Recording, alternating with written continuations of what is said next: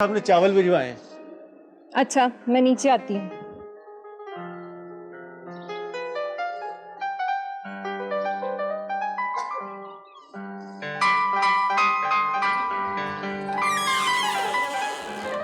अंदर रखवा दें इस तरफ।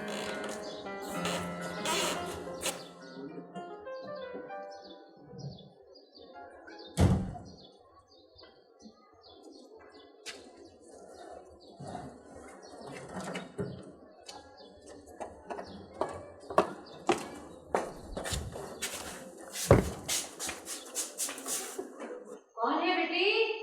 बोरी है अम्मी। तो ये तुम बोरी से बातें कर रही हो?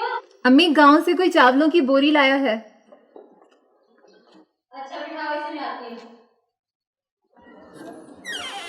आइए।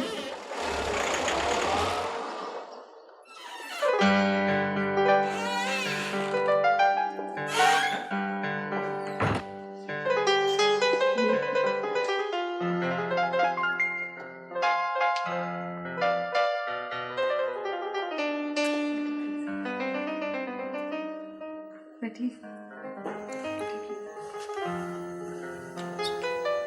आप चाय लेंगे या ठंडा? जी, ठंडा पानी।